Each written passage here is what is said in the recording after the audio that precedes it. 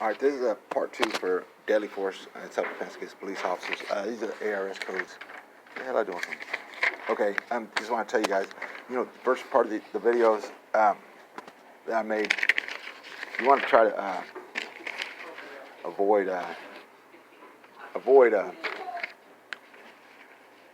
using deadly physical force, unless you believe, or a reasonable person would believe, what I'm saying, that a police officer is attempting, or or provoking you. These are the ARS codes. I just gave a rundown of them. This is ARS codes. ARS codes 1344, section A,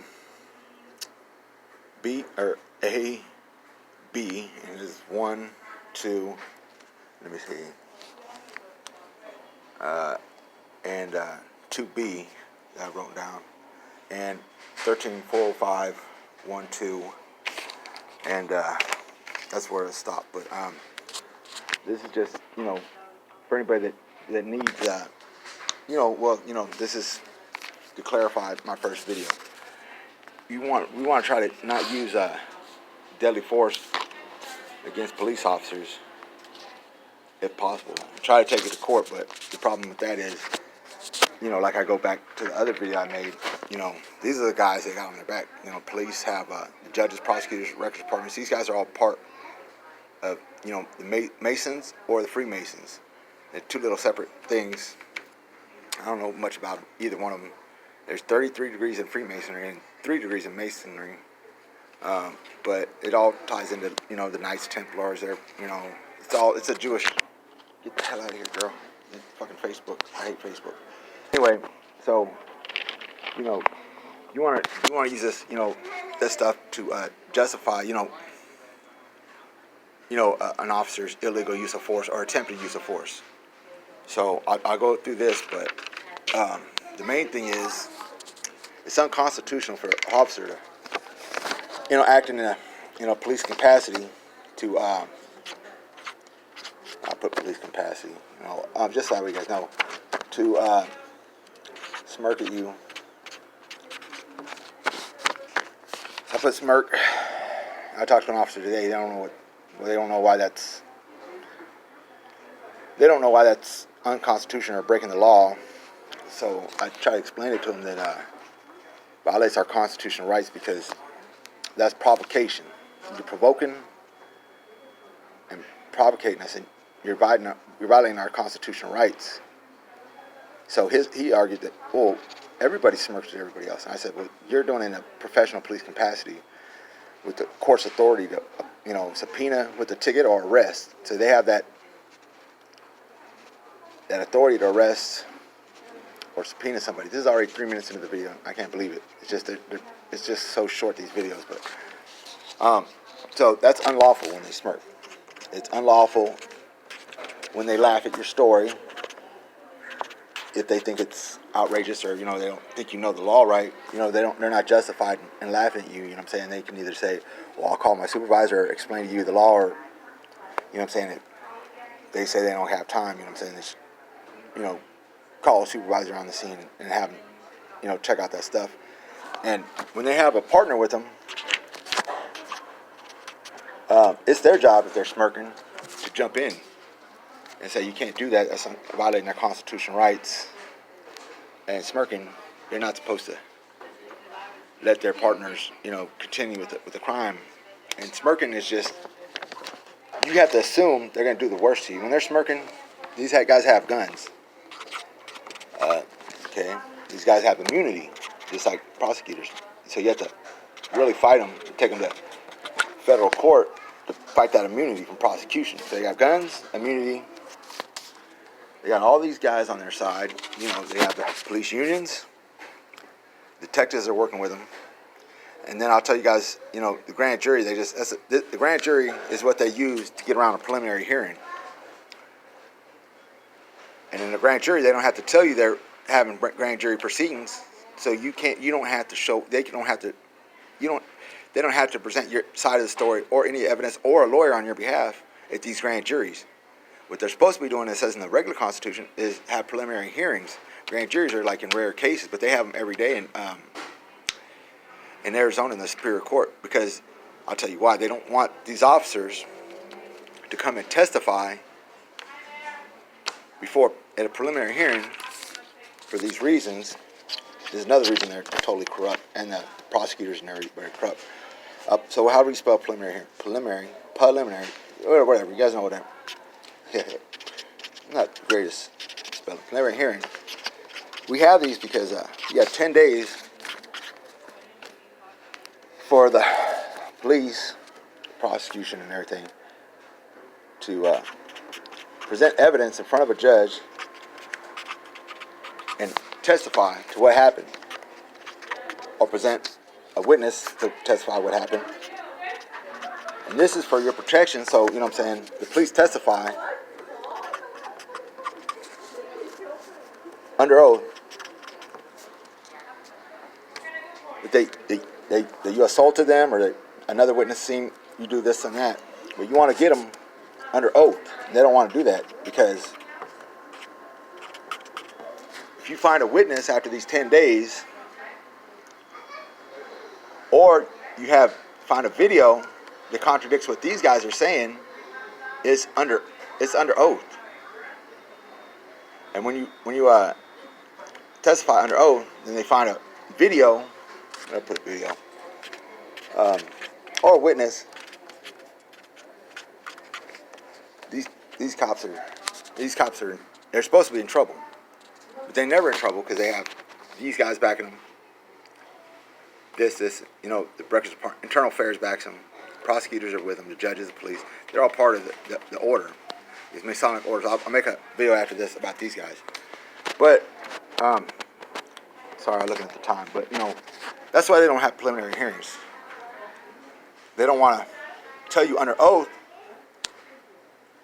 until they get all the witnesses and videos like that. See, when you go to trial, these guys are poker players. They force you to show all your evidence 30 days before trial. So that way they can see your poker hand. So your hand is exposed. They know what you're going to present and everything. And they don't want to have to give testimony until they know what you're going to say, or know if you have video or witnesses. Violation, you know what I'm saying?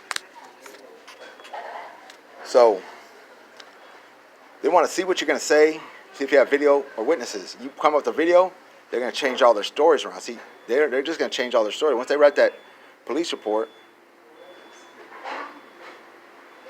they can just say, oh, I thought it was this way, it was a long time ago, or that's why they don't want to have him come and testify under oath.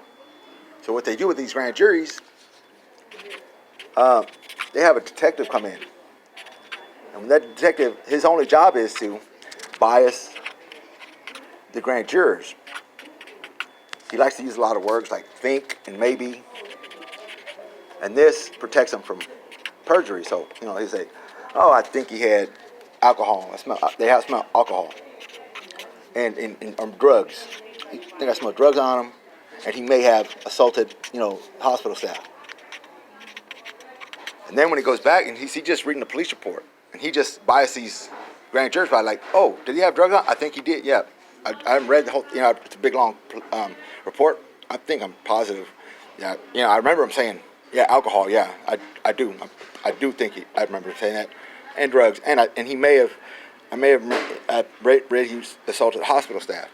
And then they already biased. So, you know, and then during the end of the grand jury, you know, I couldn't find that. I thought it was in here, maybe in here. I can't find it right now.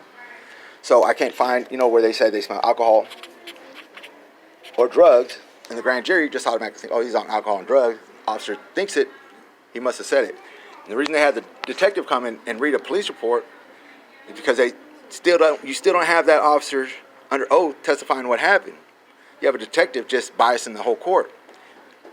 And the prosecutor, and you're the prosecutor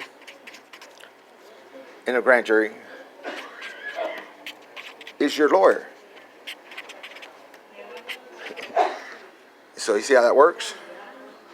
When the prosecutor's your lawyer, and he works for the state,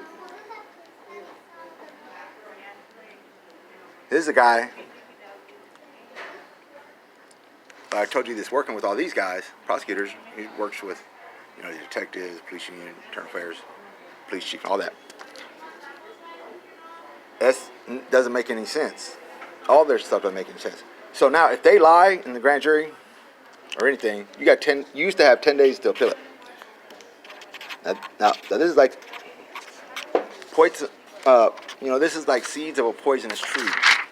So if if this is corrupt, the grand jury, we have. Well, let me finish this. You have 20 days now because they seen how corrupt this part was. So what they do? They add 10 extra days here.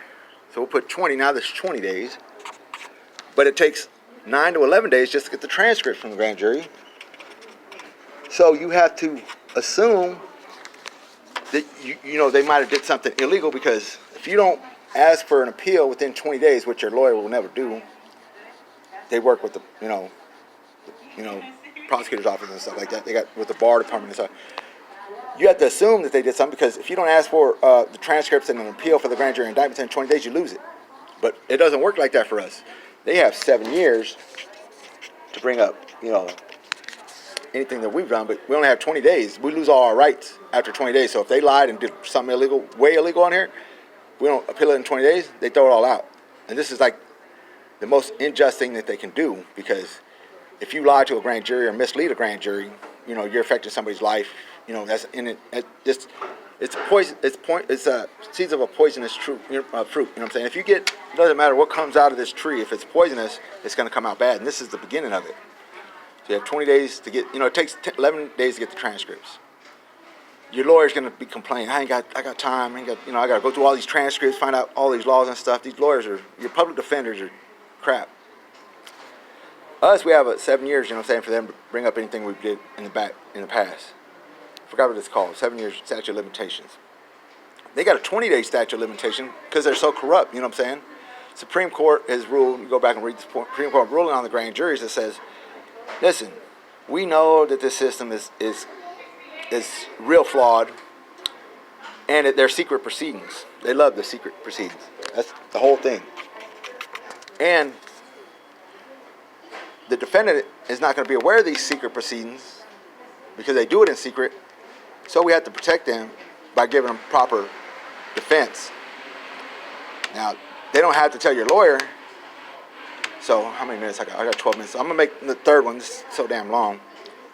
So the lawyer is your prosecutor, but the Supreme Court says we just require them to be fair. It's a joke. Secret stuff. Secret proceedings, secret lawyer.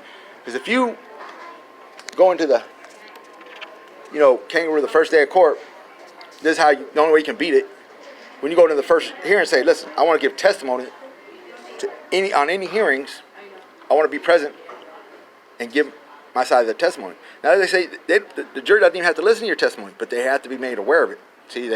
So the jury's going to work for them. They're going to say, well, we don't even want to listen to it, but they have to be told about it. So if they're not told about it, they're not made aware of that, that's violating your rights. There's a whole bunch of things they do to violate your rights.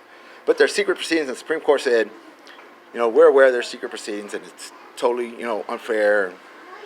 So, we're going to try to use, I don't know, they didn't say try to use it as less as possible, but, it's just my understanding that, grand juries, it does say you can have a grand jury instead of a preliminary hearing, but, in the interest of justice, they use it every time in Arizona. Arizona state constitution says, you're supposed to have a preliminary hearing. That's why, but they can't use the grand jury, but they don't want to use these grand juries because, they don't want to use preliminary hearings because, okay, I got 1 minute. I'm going to start another video, but they don't want to use these preliminary hearings because the reason I told you before, they have to come testify, find witnesses or video or, find out these guys are lying about what they're saying. But it doesn't even matter if they're lying. They lie in court. The jury doesn't care. The jury's scared. They've been subpoenaed there. Everybody that they subpoena, normally somebody that works or has family members in the police department, prosecutor's office, sheriff's department, secretaries, and stuff like that. So your whole jury is going to be made up of just municipal workers that don't want to be in there and can't be biased. They tell the judges they can't be biased. The judges love that the most, and the prosecutors. And the judge acts like a real nice guy when he's in front of the jury, but when he's not, he lies, he yells, he doesn't find anything for you. Hold on.